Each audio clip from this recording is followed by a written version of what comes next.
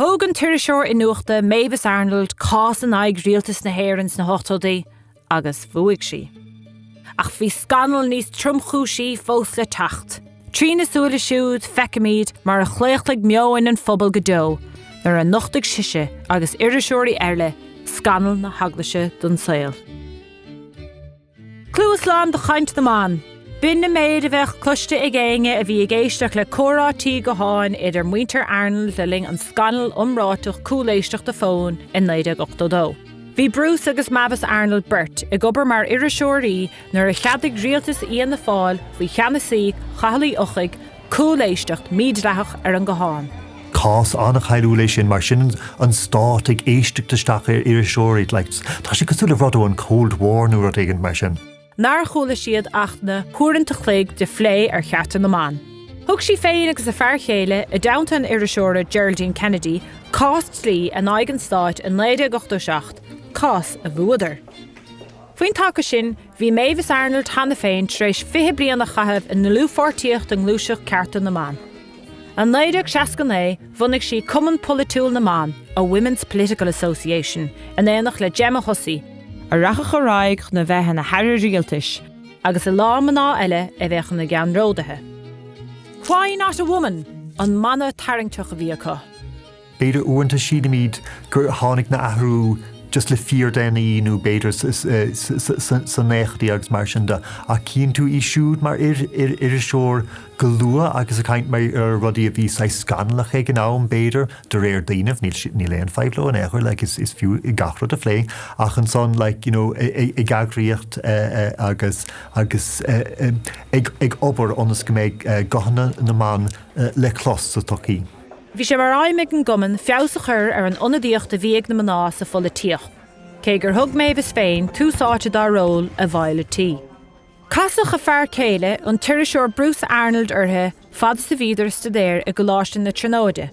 De fósaidir an 19 agus an son de hánaidir tríd caiiliún tregóideach a géad níana Emma sa bhíon 1961.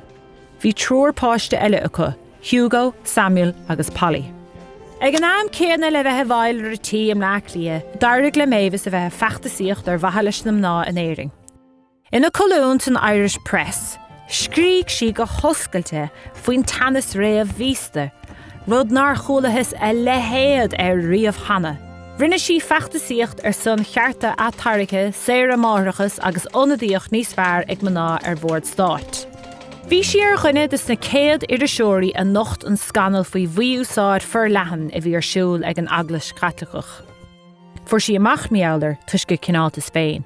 Go luas san 1960 thug si dídan ina teach féin de bhanóg neamhpósta a bhí asúil, agus a bhí tréis a thóige a chathimh i Níl-Uchtlan. Le na gcúilna crumthe sí a luasca de leabhar si ar an mí-úsáid a dulling si os na maná rialta sa lar cathach amach sa saoil móirí agus í anólach amachchas amach ní raibh si ach 6 bliana déag díos. Trí heisme bhuan Mavis le Heather Lasky. Iriseoir neamhsplach a bhíonte raibh 6 aithnice orthe ón de ham gur chaisí ar an ollscoil. Has go Heather leabhar scríomh meallar dí Luchtlan sa Chabháin. Mi sé freisin a dragar Mavis. Atartha, dhéanam bhirt iriseoir iniúchta ar thuairiscí mí-úsáid a bhí cluiste go burt beag bánar a chéile. Bhailligh siad fianaise ón iluma duine a bhí tréis taxláán ón mí-úsáid thar tréimh se fada. Chólaidir scialta faoi páistí a shrid ar thóir dríadar bia agus bucéad na gearc. Thug si an duine seo isteach agus déis si lei agus cred si í, agus an son is an son ón an ispéiris persanta agus a gogrochíonn sé sin an obair ar fad ar na scoileanna a bhí anna dhéana ar na páistí na industrial schools fé mar gléann siad ortha, agus is chuid anna chorcha de stair na héireanna sin. Níor heasa go annach chuid is do daoine seo go nglachmhí na iriseoirí nótaí, ach bhí cumas ag Mavis nach mór céad fin géad den méid a bhí cluisteacha ó thuairt chun cíne. Dágach sí an taglach, raich sí amach chun sí sa chár, agus scríoch sí síos, geall is focail ar ocail an méid a bhí ráite. Rinne an bhirt iniúchta agus insint scíal uásach an dótá na hála I nílucht le naomhheosamh sa chabháin bhí ré ag ard na gláiríní. Cailech 35 páiste sa dótáin sin an 1943. Churann bhirt a gúntas mí-úsáid ag an aglas agus an stáit in na leabhar ceannarodíoch Children of the Poor Clares, ach níor hasig ó éinge turthaí cho uásach leis a ailsiú. Thug sé bliana orthu teachtar ailseoir. Nuair a dáil siag Apple Tree Press am ferste an leabhar an 1985 bhí áras ar dhaoine hí na turthaí agus níor chreid siad an méid a bhí scríofa ar dús. Ach, de réir chéile, hanig scéalta eile dá le héad bhí chasan na mí-úsáide eile ag institúdaí aglasa eile chun tulis.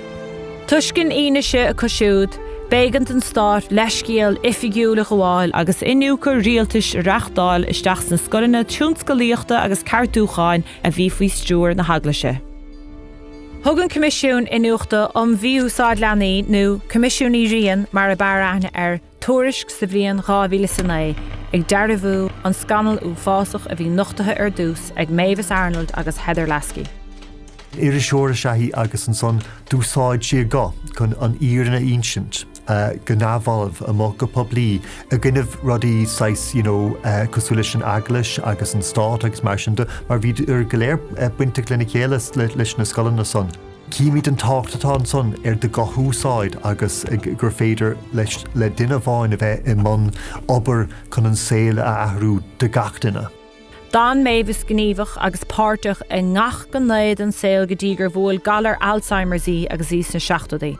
Ach, fiú an son, lean sí léadul ar siúlódaí le na grúpa siúlóide, an B-team.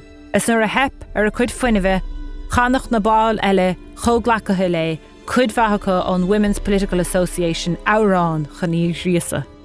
Nuair a cailach sa bhliain 2017, dúirt a fear céile Bruce Arnold gur shrid si a gcónaí ar sun na líne a bhí faoi chois.